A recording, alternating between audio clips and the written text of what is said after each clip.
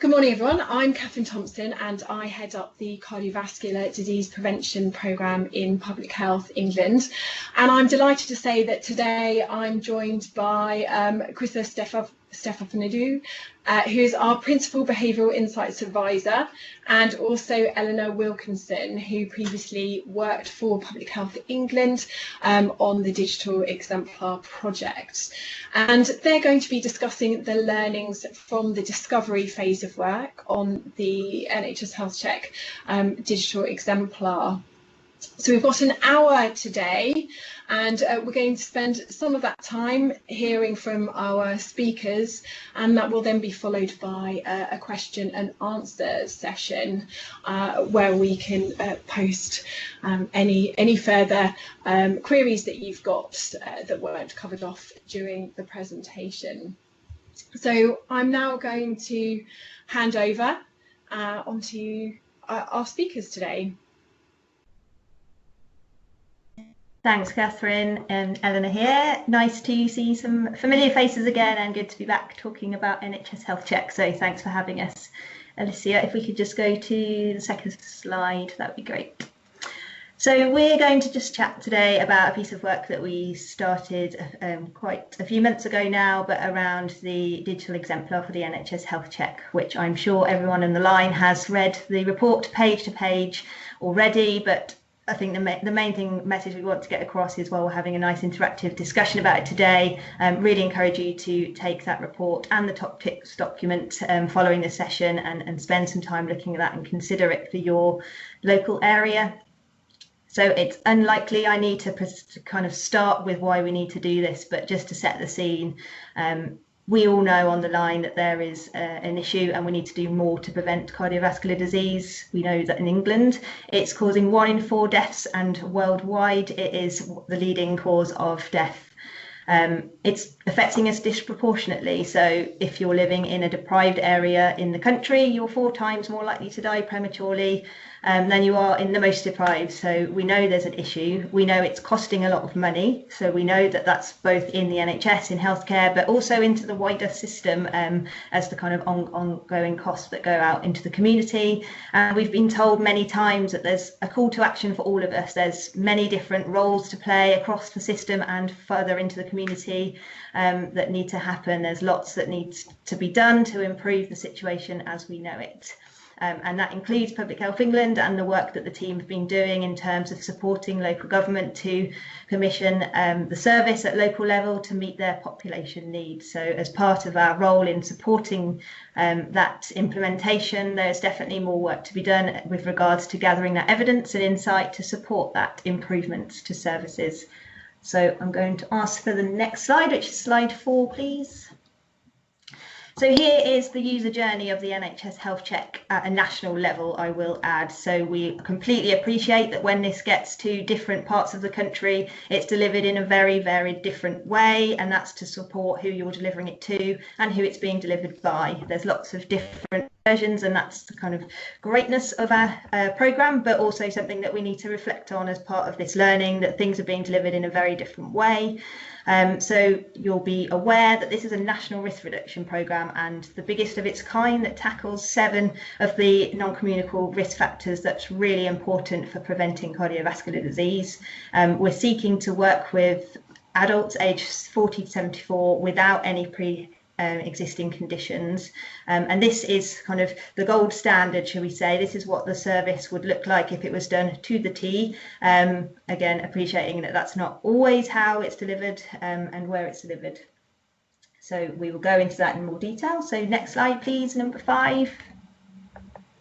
So what are we trying to do? So we know that 48% across the country are taking up the NHS Health Check, which that displays that it's working for some people, but there's definitely more we can do in terms of improving that service. And the only way we can improve that service is to really understand who the user is and what motivates them to get up, what are their needs, what are they trying to achieve when they come to the health check or not come to the health check, and thinking about what problems might they be facing when they're trying to come along. And the digital team in Public Health England was seeking to start on a journey in terms of digital exemplars, and one of the leading programmes for Public Health England is NHS Health Check. So we were really pleased to be able to partner with them to explore what service changes we might need to make, both thinking about digital and also non-digital. We will add, it's not just to kind of say that, but it's to explore, could digital enhance our service? Could we think about what changes we could make by applying digital changes to that? Both thinking about, can we increase uptake of the service, but also can we improve the impact? Because that's ultimately, if we're increasing uptake to a service that isn't working, there's no point of continuing the service. So we wanted to really understand, get right underneath what the services were providing and think about how can we prioritise what improvements need to come next. And that would form our next piece of research, which is referred to as Alpha. But we'll come to that in a bit more. So I think next slide. So just really quickly to talk a little bit about who we were. So we were all from Public Health England, working in a multidisciplinary way. So there was PHE Digital, so leading on service design and user engagement. There was the Behavioural Insights team, which Chrissa sits within. There was NHS Health Check experts from the national team, from centres and regions, through to commissioners, to providers, and most importantly, right at the heart of it, was the NHS Health Check user. So that's people that are taking up the check. That's also people that aren't taking up the check. And that's people that are delivering the check as a provider and commissioning that service. And it needed to ensure that all of those services were overlapping and coming together to make sure we got right underneath the crux of the programme. And I think that's a key learning in terms of taking any of these findings forward, that it won't be one service that looks into it and comes up with the answer. You'll need to be working with multiple stakeholders to really think of it from multiple different lenses. So I'll hand over to Chrissa, who's going to walk through an overview of what we did in Discovery. Great, thank you, Eleanor. So moving on to slide number 6. Great, so in this slide, you can see an overview of the activities we have undertaken. So in Agile Delivery, projects commence with a discovery phase, which intends to explore a service and understand it from the perspective of the program's users. So as part of this discovery, we conducted 30 semi-structured interviews, face-to-face and over the phone, including 15 end users, and we wanted to make sure that we have a spread of demographics such as age, gender, ethnicity, socioeconomic status, and at the various stages of the health check journey. We also interviewed 9 providers of the health check program and healthy lifestyle services, and also 6 commissioners of the health check program. The people we interviewed were also from various regions of England to ensure a broad geographic spread. Mixed methods were used to analyze the data we gathered. We started with a content analysis to all interview scripts to gather hundreds of insights with supporting quotes. We moved to a thematic analysis in order to review, filter, organize, and interpret the findings until meaningful patterns and themes emerged. And in addition to that, in order to gain a deeper understanding of users' behavior, we applied the capability, opportunity, and motivation model of behavior as a framework through which to synthesize, categorize, and describe in theoretical terms the influences, so that is the barriers and facilitators of target behaviors. We identified over 300 insights and more than 1,000 quotes and 23 target behaviors. We also facilitated a concept workshop with a group of over 30 stakeholders to co-create ideas and early concepts.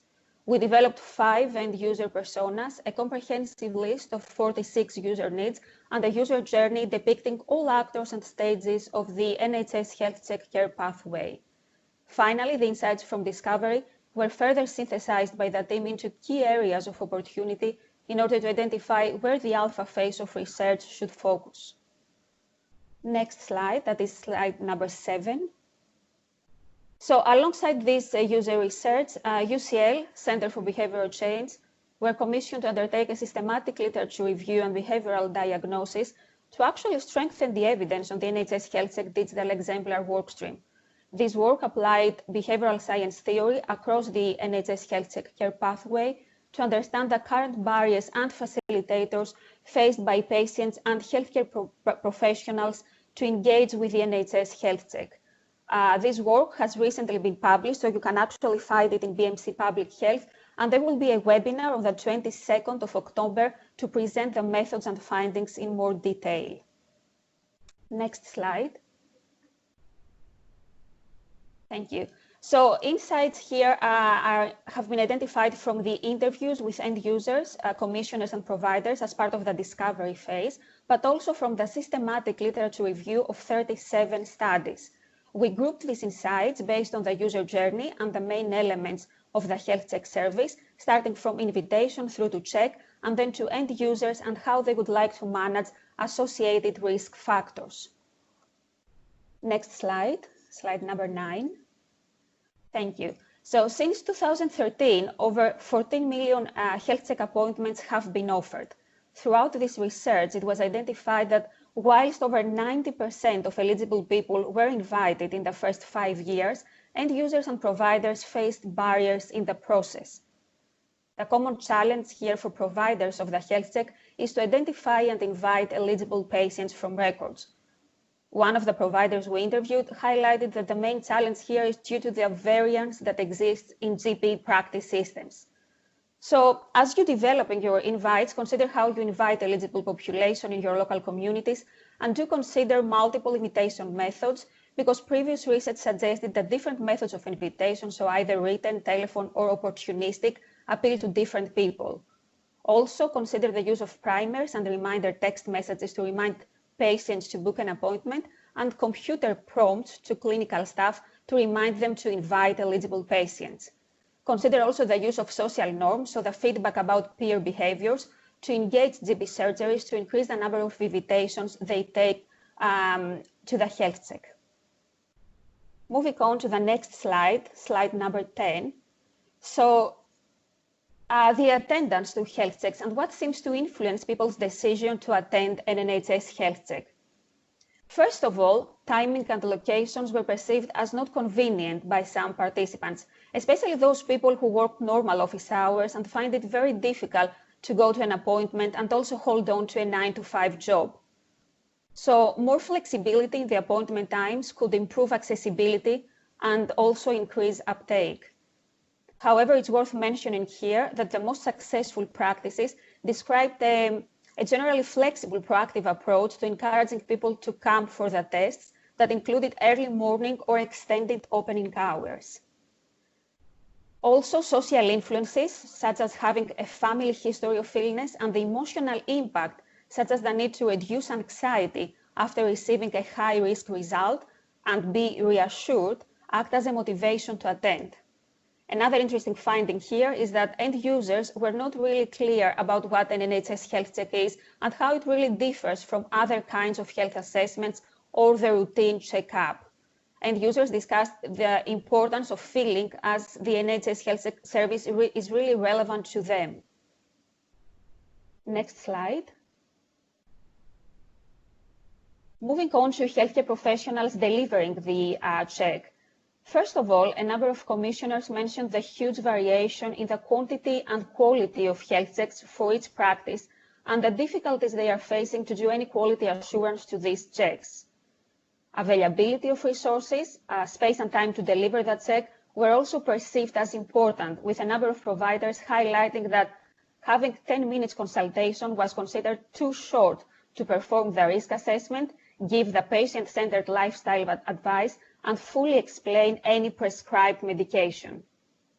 Providers' beliefs vary also on whether the health check is really beneficial in terms of preventive healthcare.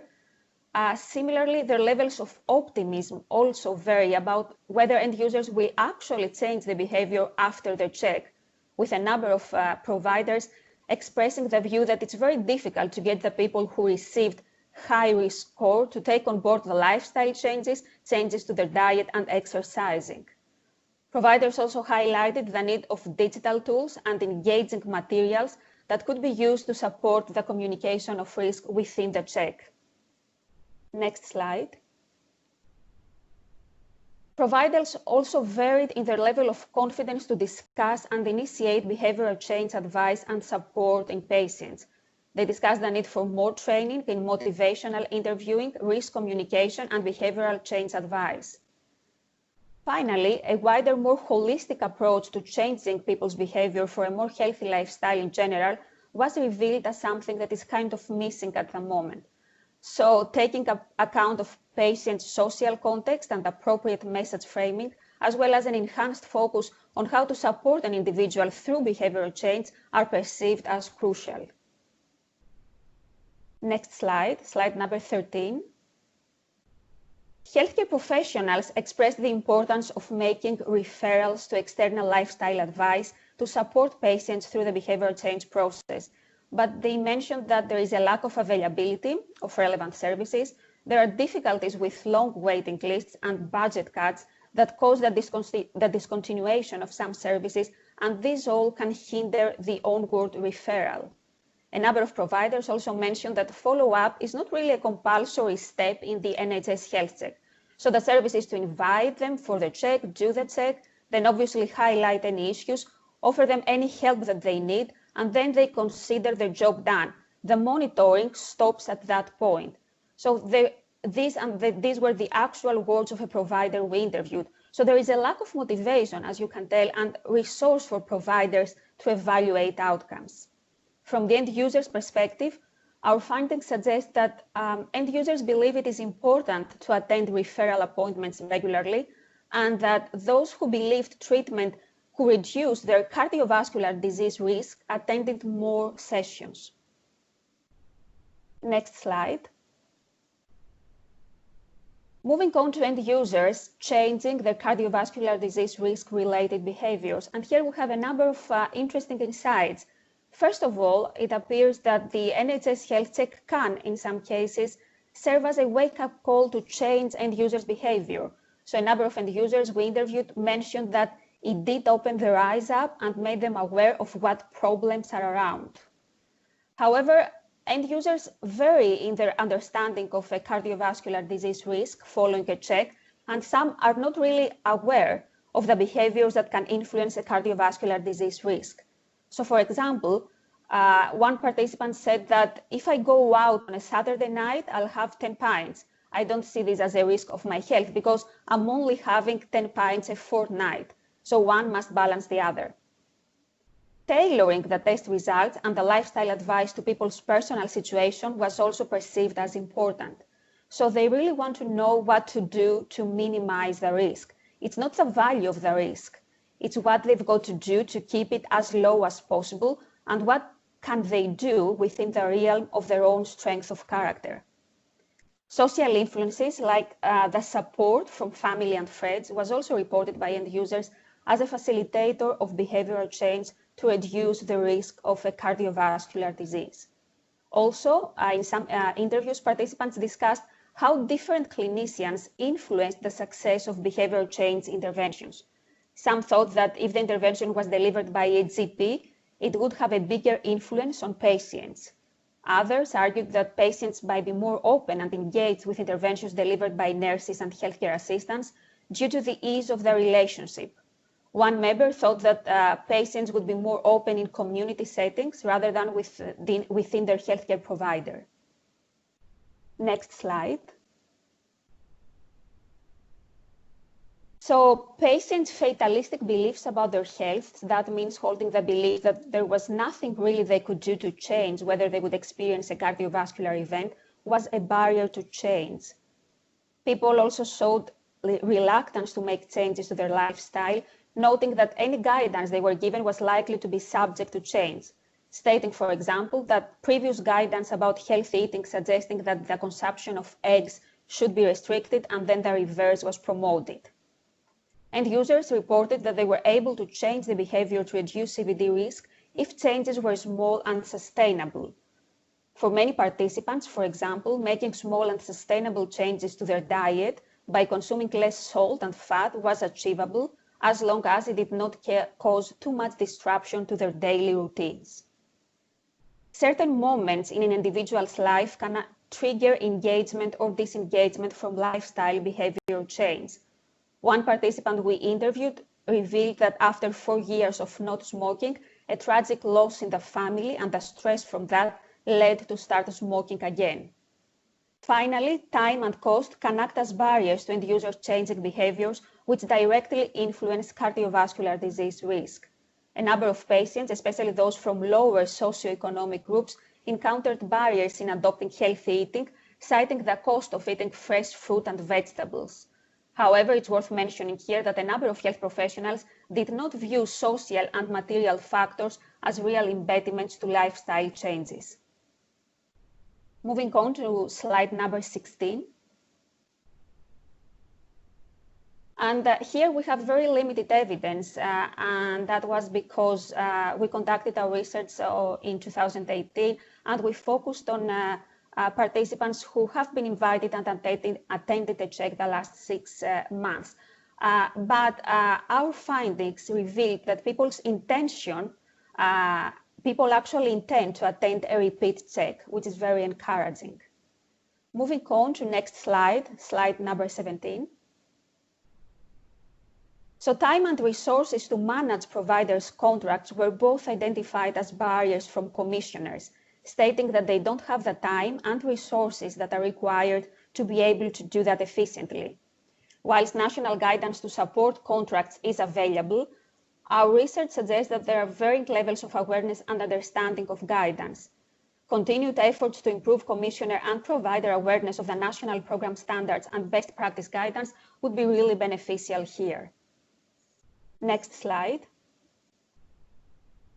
Finally, when it comes to recording and sharing the NHS Health Check data, healthcare professionals reported that multiple methods of invitation, the combination of opportunistic health checks and the delay in time between patients receiving an invitation and attending a check, was a barrier to accuracy of reporting relevant data.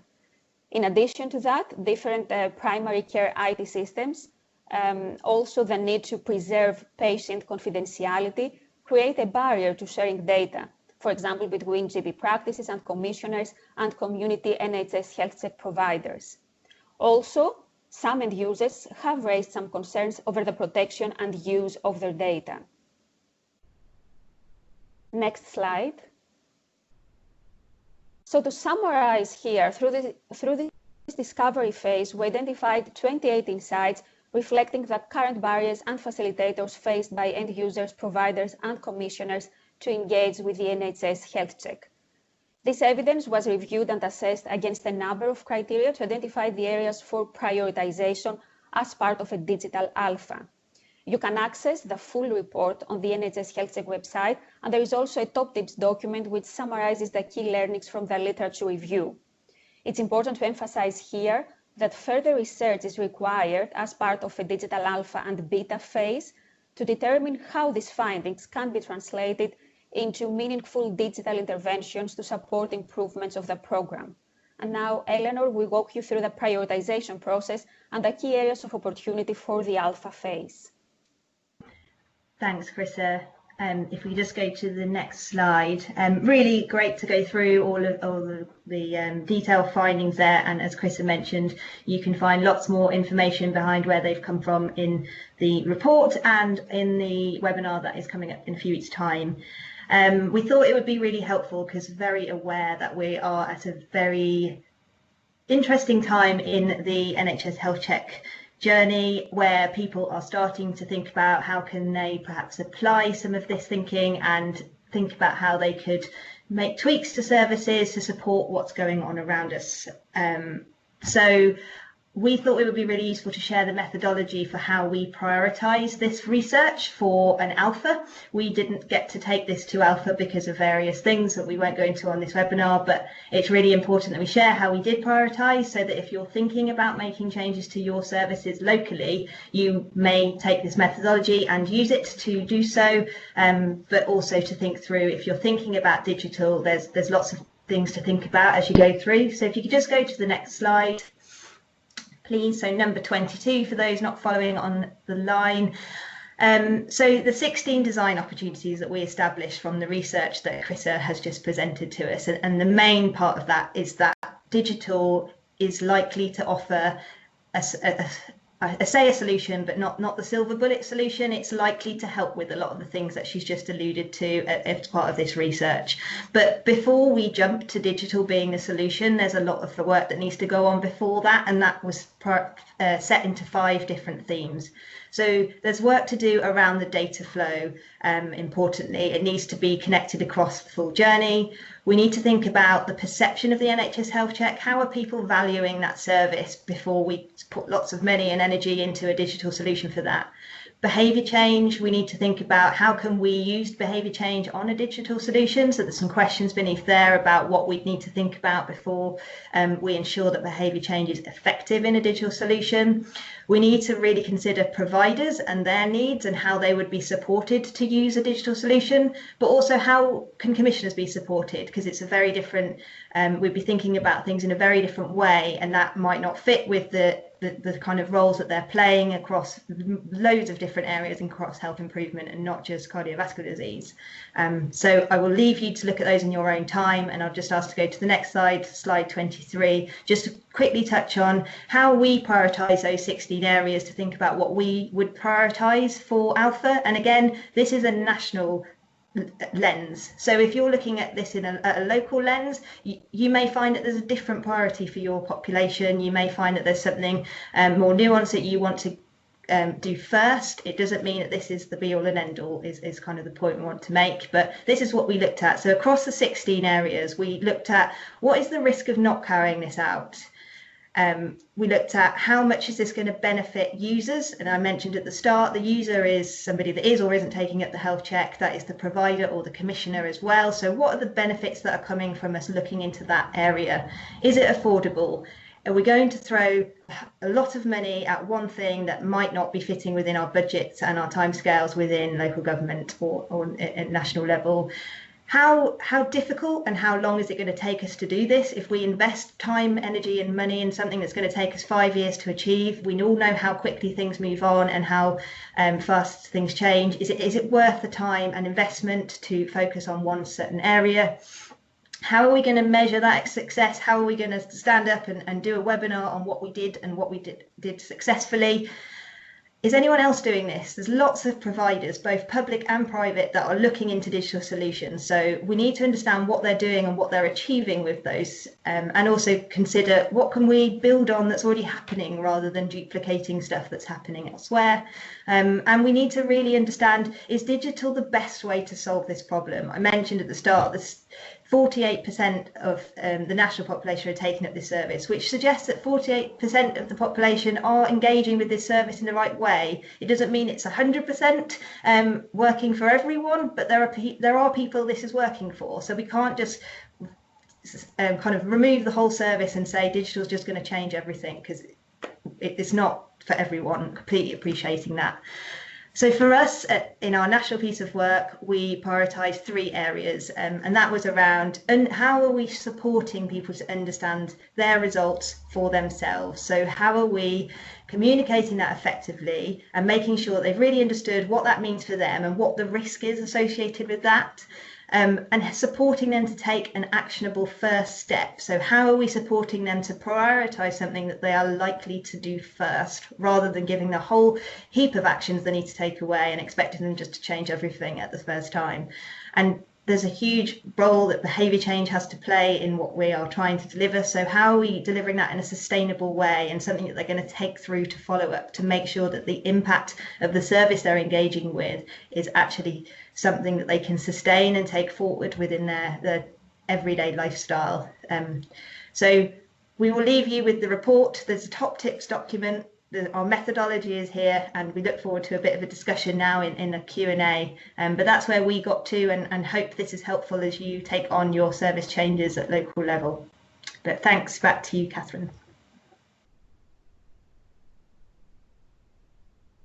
Great, thank you both Eleanor and Chrissa for sharing the huge amount of learning that took place as part of this kind of first stage of the digital exemplar work, so the discovery phase of work. And also just to relay a huge thank you to a whole range of colleagues who participated and enabled us to progress that piece of work, which was, as Chris and Ellen have highlighted, very dependent on stakeholder workshops and interviews and focus groups, and I know some colleagues who are involved in that work are on the line, so thank you for that.